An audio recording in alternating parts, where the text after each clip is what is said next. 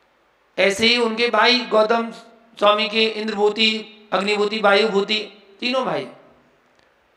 तो वो ये जरूरी नहीं कि जैन को ही मोक्ष होता है, लेकिन जो मोक्ष जाते हैं वो जैन बन जाते हैं, क्योंकि जैन धर्म है ही ऐसा। जैन धर्म किसका है? जो माने सो उसका है। ये हमारे यहाँ सिद्धांत बताते हैं, क्योंकि मोक्ष जाने के लिए स्वयं को जीतना पड़ता है। दूसरे को जीतने की अपेक्षा स्वयं को जीतना पड़ता है, और जो जीतता है वह जिन कहलाता है। जो जीतता है अपने आप को वो जिन कहलाता है। सच्चे अर्थों में वही जैन है। राग देश आदि विकारी भावों को जीते बिना जिन बनना संभव ही नहीं है। इसलिए राग देश आदि विकारी भावों को जीत लेने वाला ही जिन है और वही जैन है। अगर इस अर्थ में कहा जाए तो ऐसे जिन ही मोक्ष के अधिकारी हो सकते हैं, ऐसा कहने में कोई भी बुराई नहीं है। जितने भी हुए हैं, चाहे वो पांडवों को लगा लें, चाहे श्रीपाल लगाएं, चाहे सुदर्शन सेठ लगाएं, चाहे भरत चक्रवर्ती, चाहे बाहुबली लगाएं, या कोई भी चक्रवर्ती कोई भी हो, तो ये जैन कुल में पैदा नहीं हुए, जैन बने।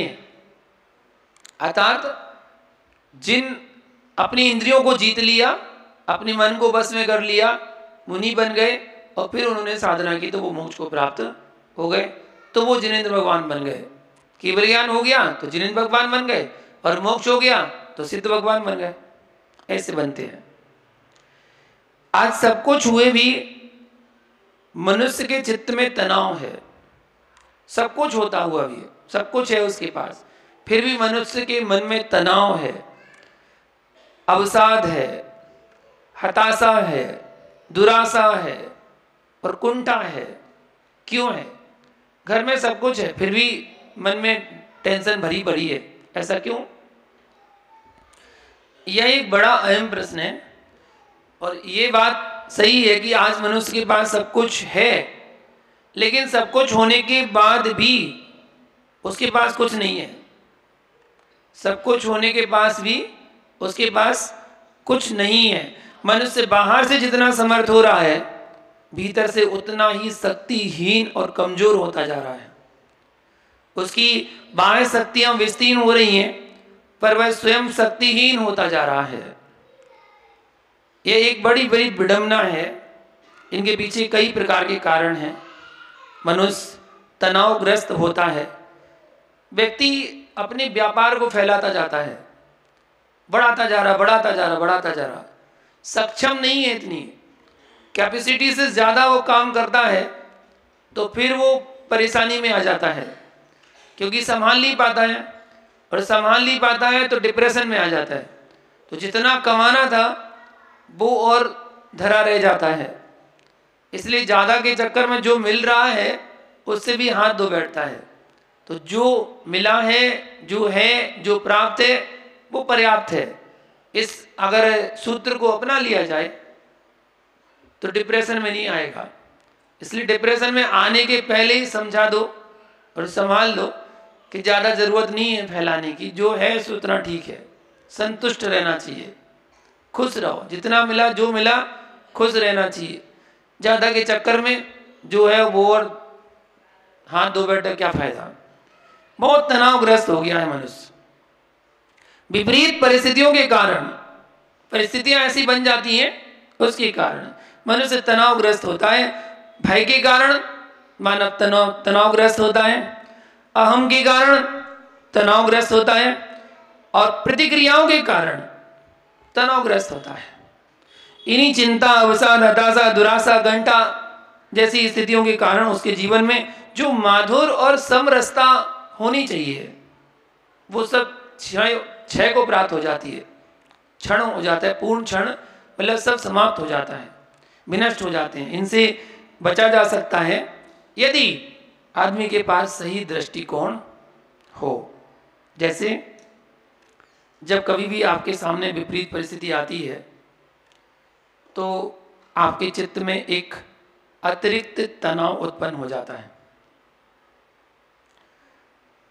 इस तनाव की स्थिति में आप कुछ भी करने की स्थिति में नहीं रहते। ऐसी घड़ी में जब आप चारों तरफ से अपने आप को घिरा पाएं और देखें ऐसी परिस्थिति को बस में कर पाना मेरे बस में नहीं है, तो परिस्थिति को बदलने की जगह अपनी मना स्थिति को बदलने की कला अपना लेना चाहिए। परिस्थिति नहीं बदल पा रहे हो तो क्या बदलना चाहिए? अपनी मना स्थिति को बदलने की कला अपना लीजिए। आपका तनाव स्वतः ही शांत हो जाएगा। उस समय आप अपनी दृष्टि को मोड़ने की कला सीखिए। अगर किसी ने कुछ कहा है तो उसको सुनने की सामर्थ्य रखना चाहिए। अगर आप सुनने की सामर्थ्य नहीं रखते हैं,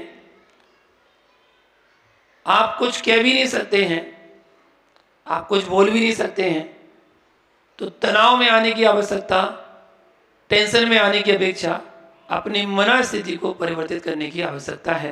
अपने मन को डाइवर्ट कर देना चाहिए। जब अपना मन डाइवर्ट हो जाएगा तो जहां अपना मन विपरीत परिस्थितियों में जा रहा था उससे आप हट जाएंगे और आप स्वतः ही अपने मन को निर्मल बना सकते हैं। तो मना स्थिति को बदलने की कला आपके अंदर आना चाहिए। आपका तनाव अपने आप शांत हो जाएगा। उस समय आप अपनी दृष्टि को मोड़ने की कला सीखिए। मना स्थिति को परिवर्तित करने की बात सोचिए। ये ध्यान रखिए कि बाहर की परिस्थिति को बदलना हमारे बस में नहीं है, लेकिन अपने मन को बदल डालने की शक्ति तो हमारे पास है, हमारे बस में है। उसे हम सहजता से बदल सकते हैं। जब आपको सब कुछ उल्टा पुल्टा नजर आए ना, उल्टा पुल्टा दिखने लगे, तब आप अपने मन को थोड़ा सा पलट कर देखना शुरू कर दीजिए। परिस्थितियां आपके अनुकूल अपने आप हो जाएंगी और आपके जीवन का मार्ग थोड़ा सहज हो जाएगा। इसी तरह अहम भी मनुष्य के मन में पलने वाले तनाव का एक विशेष कारण है। इससे आदमी को बचना चाहिए। अहम, मैं भी कुछ हूं। ये जो मैं शब्द है ना, व्यक्ति के लिए आगे नहीं बढ़ने देता है। मैं भी कुछ हूं।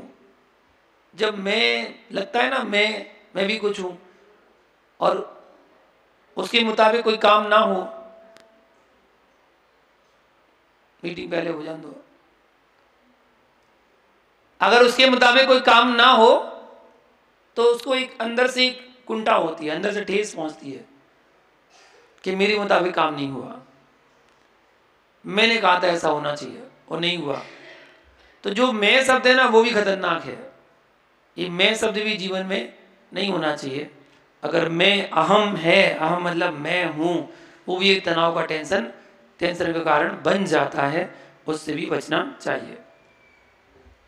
आजकल धार्मिक आयोजनों में पैसे और पैसे वालों को ही इतना अधिक महत्व क्यों दिया जाता है? क्या धर्म केवल पैसे का ही हो गया है? ये सबकी समस्या है, सबके मन में प्रश्न उठता है। देखिए, ये बात सही है कि धार्मिक आयोजनों में पैसे का महत्व देखने में आता है और जरूर देखा जाता है। उसका रीजन क्या है वो सुनिए। जब कोई अनुष्ठान होता है, कोई कार्यक्रम होता है, तो उसमें खर्च होता है पैसा। वो पैसा कहां से आएगा? यहाँ कोई बैंक बैलेंस तो है नहीं है मंदिर में, या कोई यहाँ पर जॉब लगी हो किसी की तो लाखों रुपए आ रहा हो, ऐसा तो कुछ है नहीं है। आएगा तो पैसा दान में ही। जब दान में पैसा आएगा तभी कार्यक्रम होंगे। अब आप तो दे नहीं रहे, अब जो दे रहा है और उसका सम्मान तो करना पड़ेगा, तभी तो पैसा देगा। ऐसी थोड़ी फ्री में कोई पैसा दे देगा। वो तो अपना सम्मान चाहता है, इसलिए उसको स्थान देना होता है। अगर उसको स्थान नहीं दोगे तो वो पैसा नहीं देगा। जो पैसा नहीं देगा तो कार्यक्रम होगा नहीं। कार्यक्रम करना है तो उनको सम्मान देना पड़ता है। साधुओं के लिए भी आपने देखा होगा, जो बड़े लोग होते हैं, पैसे वाले लोग होते हैं, उनको विशेष स्थान दिया जाता है, उनको मंच पे बिठाला जाता है, उनको सम्मान किया जाता है। क्यों? उसका कारण है। वो कारण यही है कि वो धनवान हैं तो अपने धन का उपयोग करेंगे, तभी अनुष्ठान हो पाएंगे, बड़े कार्यक्रम हो पाएंगे। बाहर की चीज को कोई नहीं देखता। जो खर्चा होता ना, जैसे मान लो विधान है, सपोज कोई विधान कर रहे हैं अपन, तो विधान में केवल श्रावकों को जो कुछ नहीं करते ना कुछ देते हैं ना कुछ दान देते हैं, 100 रुपए भी दान देने की छूटते नहीं है गांठ में से, खर्च पूरा करेंगे, आगे आगे दिखेंगे, हम ही आगे बस, हम ही आगे हैं बस, ठीक है ना। और खर्च 100 रुपए नहीं देंगे, अगर उनसे बोलो 1100 रुपए दान कर लो, नहीं छूटेंगे, 1100 रुपए भी नहीं छूटेंगे, और आगे आगे हम आएंगे कि हमें आगे, और फिर वो ही बोलेंगे कि भैया पैसे वालों का धर्म रह गया है और हम तो कुछ है ही नहीं। ऐसा नहीं है, आपको केवल द्रव्य दिखती है, बस केवल द्रव्य भी तो चढ़ाना है, नहीं। विधान में केवल द्रव्य अकेली नहीं चढ़ती है, विधान में संगीतकार भी आता है, उसके भी पैसे देने होते हैं। विधान में पंडित जी भी आते हैं, उनकी भी विदाई होती है। विधान में पुजारी भी आता है, उसकी भी विदाई देनी होती है। विधान में कैमरामैन भी होता है, उसके भी पैसे होते हैं। विधान में माइक वाला भी होता है, उसके भी पैसे होते हैं। विधान में कुछ लाइट सिस्टम भी होती है, तो उसके भी पैसे देने होते हैं। विधान में और द्रव्य जो बहुमूल्य द्रव्य चढ़ाते हैं, जैसे अब श्रीफल चढ़ा रहे या अखरोट चढ़ा रहे, उसके भी पैसे लगते हैं। विधान में बैठने के लिए हार मुकुट भी आते हैं, माला भी आती है, पंच कलश भी आते हैं, उनमें द्रव्य भी डाली जाती है ना, इतना सब कुछ होता है। फिर विधान में घट यात्रा निकलती है तो बैंड बाजे वाले भी आते हैं, उनको भी पैसे देने होते हैं, सबको A to Z। फिर बग्गी भी आएंगी, फिर बग्गी में जलूस भी निकलेगी, वो शोभा यात्रा निकलेगी, उन सबके पैसे कहाँ से आएंगे? वहीं से तो आएंगे जो बोली लगेंगी। अब जो नहीं लगाते बोली, वो कहते बोली लगती रहती, बोली लगती रहती है। अरे बोली लगेगी तभी तो पैसा आएगा, और वही पैसा तो उसमें लगेगा। सोचो, आप विचार करो, तभी संभव है। वरना आप सोचो कि आप कोई बड़ा अनुष्ठान करना चाहें, जैसे मान लो मंदिर बनवाना है, यहाँ पर वो संत भवन बनवाना है, ऐसे थोड़ी बन जाएगा संत भवन। ये छोटे छोटे कमरे के नाम लिखवा के कमरा बन जाएगा संत भवन? नहीं, इनसे कुछ नहीं होने वाला। ये तो मामूली सी बात है। जितने वो कमरों की राशि की दान आए ना, वो तो उतनी नींव खुदने में लग जाएंगे, उतने पैसे तो उसकी नींव खुदाई करने में, उसका फाउंडेशन करने में इतना पैसा लग जाएगा। इतना आसान है क्या बिल्डिंग बनाना? आज के समय में बहुत बड़ा खर्चा होता है, और वो सबके सहयोग से होता है। और जो दान राशि देते हैं उनका आदर सम्मान करना होता है। इसलिए कभी मन में ये नहीं लाना चाहिए कि हम तो कुछ देते नहीं है तो हमारा तो नाम होता ही नहीं है। जो नहीं देते वो तो सबसे आगे दौड़ते हैं, देने वाले को तो पीछे कर देते हैं, आजा पीछे आजा तुम।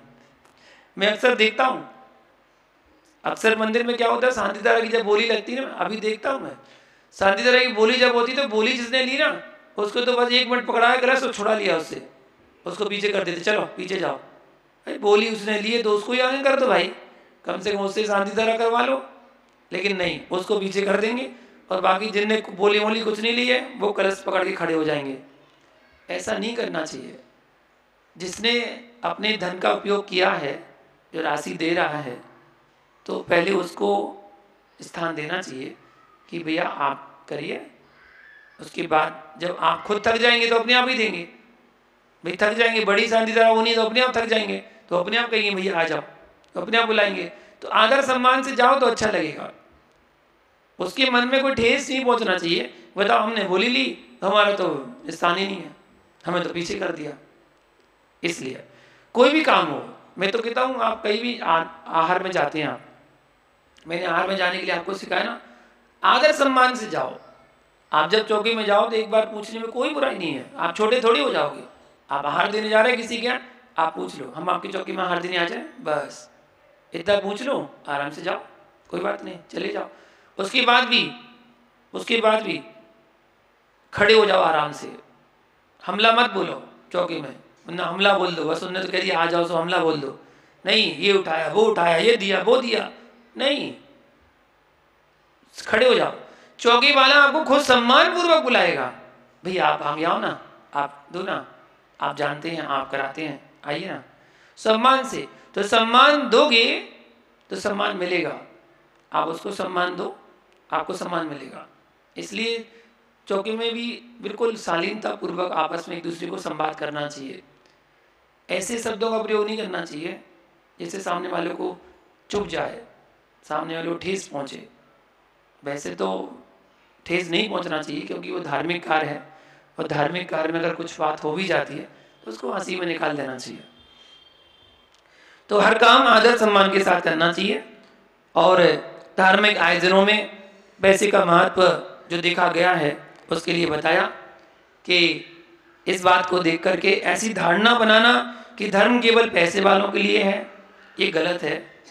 और आप यह मान करके चलिए कि कोई भी धार्मिक आयोजन करना होता है तो उसके लिए व्यय करना पड़ता है, और जहाँ अर्थ की आवश्यकता होगी वहाँ अर्थवान लोगों के साथ में लेना ही पड़ेगा, उनको साथ में लेकर ही चलना पड़ेगा, उसके बिना कोई व्यवस्था नहीं बनेगी।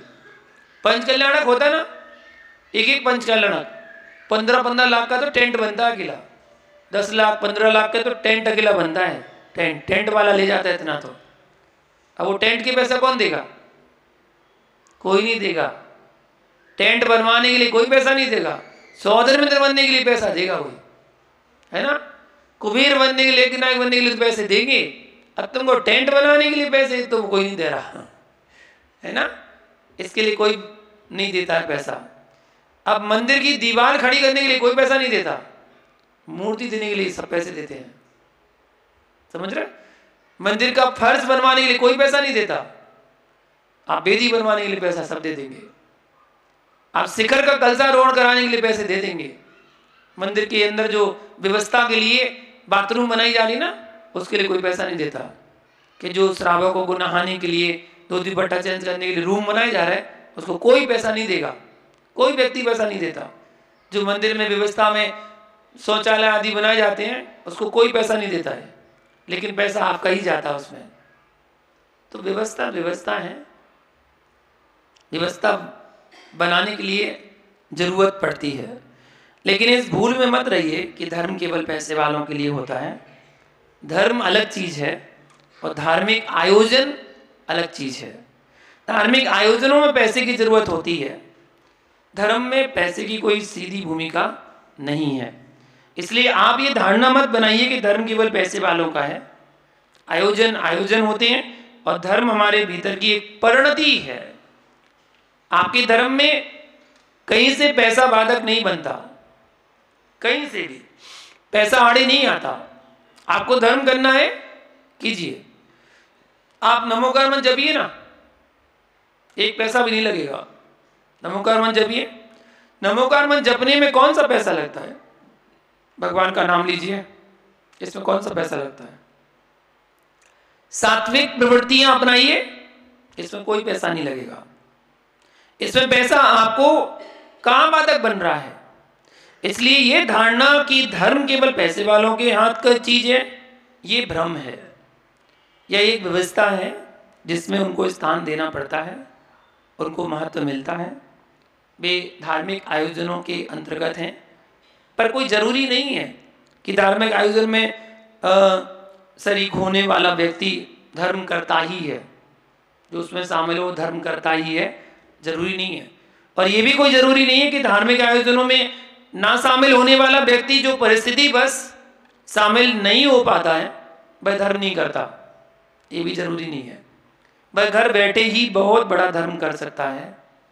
धार्मिक आयोजनों में सीधी सहभागिता ना देने के बाद भी वह उसकी अनुमोदना करके भी बहुत बड़ा धर्म कर सकता है। और एक व्यक्ति जो धार्मिक आयोजनों में बढ़ चढ़ के हिस्सा ले रहा है और अपने अहम की पूर्ति कर रहा है, वह धार्मिक आयोजनों में शामिल होकर भी धर्म से वंचित रह सकता है।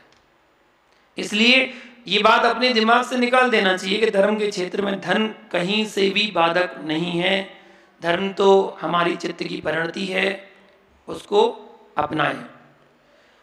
मुझे तो लगता है जो लोग ऐसा प्रश्न करते हैं उनके मन में कोई फ्रस्ट्रेशन बैठा हुआ है।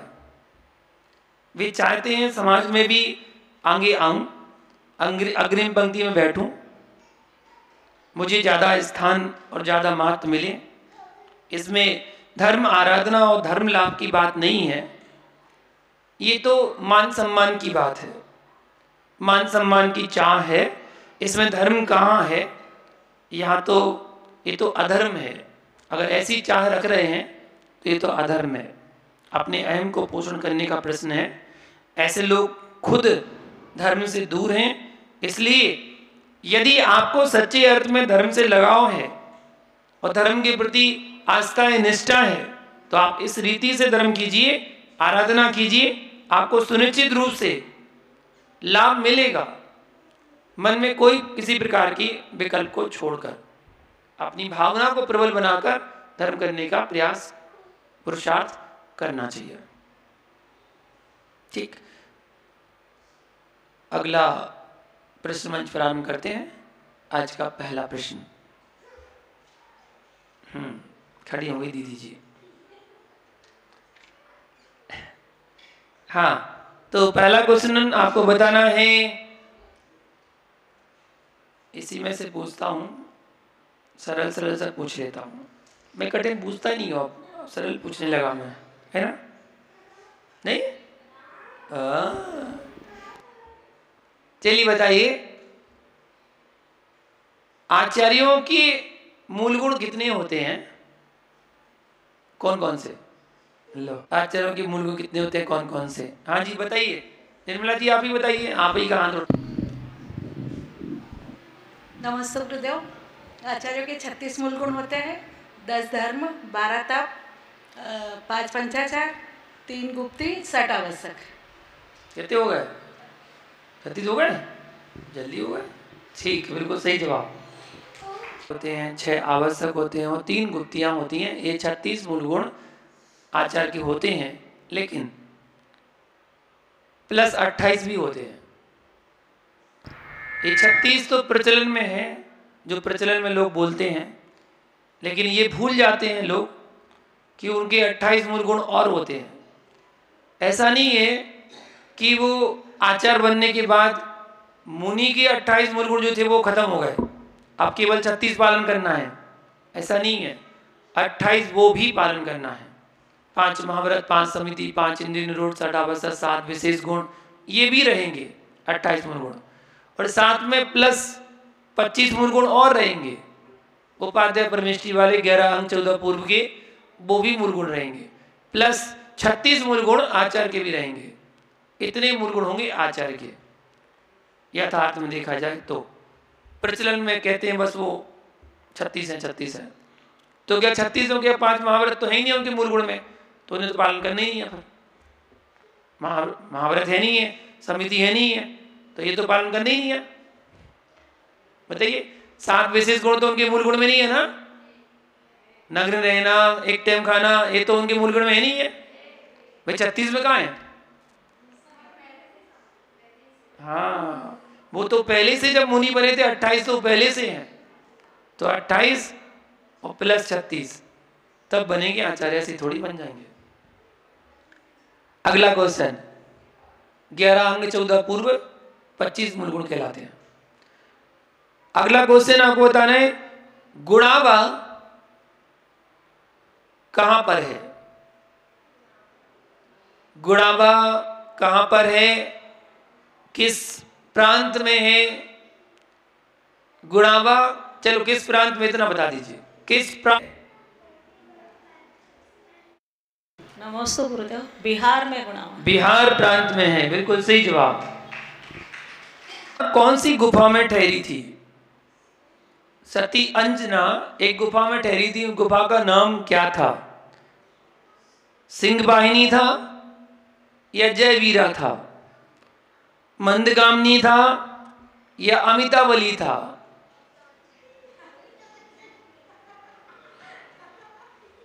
एक पाउंड शहद के लिए मधुमक्खियों के लिए लगभग कितने फूलों से मकरंद संग्रह करना पड़ता है? जीके का क्वेश्चन। 1 पाउंड शहद के लिए मधुमक्खियों को कितने फूलों से मकरंद संग्रह करना पड़ता है? हाँ गुरुदेव 20 लाख। गलत जवाब। नमस्ते मुनीष जी, 2 मिलियन से ज्यादा। 2 मिलियन मतलब कितना होता है? लाख में बताओ, लाख में कितना? यही शो कर रहा है। यही शो कर रहा है। ऑप्शन हम दे दे रहे हैं, आपसे बता दो, ठीक है? कितना होता है वो आप लगा लेना। 10 लाख, 25 लाख, 40 लाख या 30 लाख? 40 लाख। बिल्कुल सही जवाब। मधुमक्खी वमन करती है, उल्टी करती है। जो भी शहद है वो मधुमक्खियों की उल्टी है, मुंह में भर के लाती हैं और वमन कर देती हैं। मुंह का उगला क्या कहलाता है? उल्टी तो कहलाती है। उसी उल्टी को शहद कहते हैं और वो शहद लोग चाट चाट के खाते हैं। अपनी उल्टी को तो छुएंगे भी नहीं और मधुमक्खी की उल्टी को चाट चाट के खाते हैं। जो बात है सो है, देखो ऐसी है ना। चलिए अगला क्वेश्चन। ओ दादी की पोती, दादी की पोती सुनो। मध्य कटे तो सिर होता है। पूछू क्या? अच्छा मैं भूल गया था। ना में मूली ना में गाजर, मुझसे बनती मीठी शक्कर।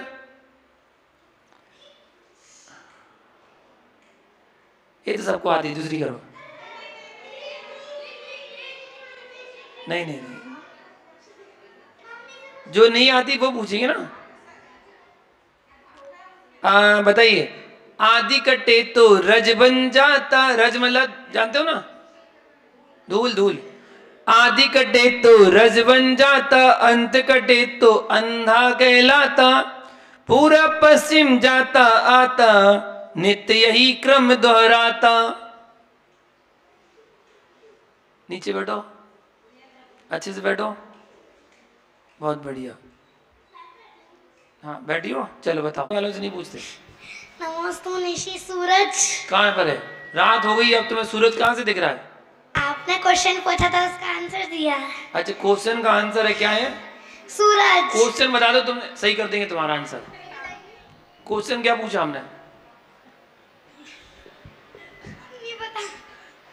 क्वेश्चन पता नहीं, आंसर पता है। चलो सही जवाब। पहली पूछ रहा हूं। जाड़ी में सुखदाई लगती, गर्मी में बस दूर भगाओ। बारिश में जो खिल उठती है, सबका उसका जल्दी नाम बताओ। हाँ गुरुदेव, धूप। धूप, बिल्कुल सही जवाब। सुनिएगा, लगाइए दिमाग। बहुत सरल सरल पूछता हूं मैं तो। राजा हूं मैं बिन कपड़ों का,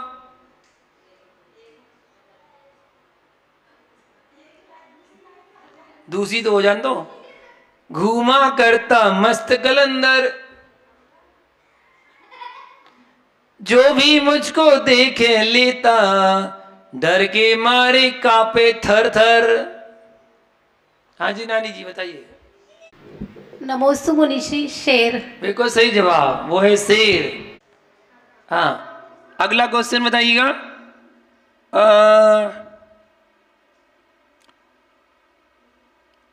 भूतकालीन 11वें तीर्थंकर नहीं चक्रवर्ती, 11वें चक्रवर्ती का नाम क्या था? भूतकालीन 11वें चक्रवर्ती का नाम क्या था? चंद्रसेन, वीरसेन, धर्मसेन, शिवसेन। गलत जवाब, एक माला। नमस्ते मुनीश्री। धर्मसेन। धर्मसेन बिल्कुल सही जवाब। 3 अक्षर का मेरा नाम, फलियों में करता आराम। जाड़ों में मैं पाया जाता, भून भून कर खाया जाता। नहीं क्यों? 3 अक्षर का मेरा नाम, फलियों में करता आराम। जाड़ों में मैं पाया जाता, भून भून कर खाया जाता। वो क्या है? गुरुदेव मूंगफली। नहीं 4 अक्षर होगा उसमें तो। मस्त गुरुदेव। मटर। आप लोगों इतने सालों में गौर नहीं किया कभी इन दोनों को एक जैसा? मटर। बिल्कुल सही जवाब। जीके का क्वेश्चन पूछ रहा हूं और आपको बताना है। चलो पहले ये वाला तो आसान बता देंगे। आचार्य समनभद्र स्वामी ने बनारस में किसके मंदिर में प्रवेश किया था? बनारस में किसके मंदिर में प्रवेश किया था? हाँ बताइए। अंजना सती बता दो करे आप तो। नमस्ते गुरुदेव। शिव जी के मंदिर में। सही जवाब। आना है प्रत्येक वर्ष कार्तिक पूर्णिमा को कहाँ का मेला का आयोजन होता है? कहाँ का मेला का आयोजन होता है? सोनपुर का मेला, भावनाथ का मेला, पुष्पकर का मेला, सरखेजपुर का मेला। सरखेजपुर का मेला। नमोस्तु गुरुदेव, पुष्कर। बता दिया, किसने बताया? रुचि चाची। वाह, बिल्कुल सही जवाब। और आज के पुरस्कार कौन लाया? दूध पाउडर है क्या? दूध पाउडर मिल रहा है क्या आज? आज क्या मिल रहा है? आज के पुरस्कार कौन लाया? अच्छा जी, कोई नहीं लाया। रखिए ना, रखिए, लाओ लाओ लाओ, रखिए। कल की तरफ किसकी तरफ से थे? नहीं, इनकी तरफ से नहीं, इनकी तो हो गए, बट गए। कल किसकी तरफ से बटने थे जो कैंसिल किए थे कल?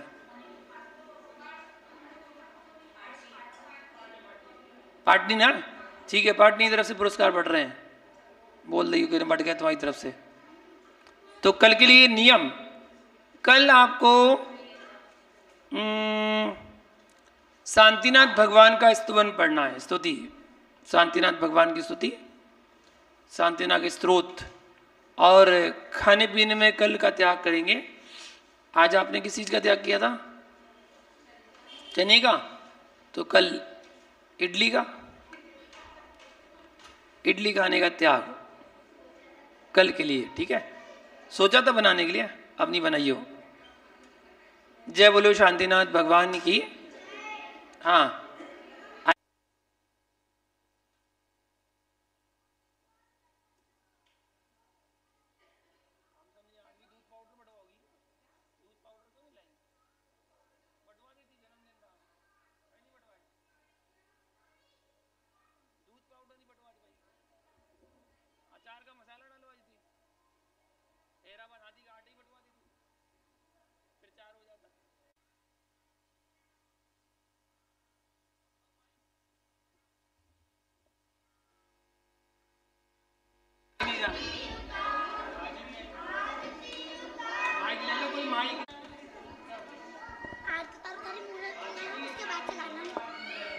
क्षेत्र सोनागिरी जन्म लियो है, माँ जिन वाणी को धन्य कियो है।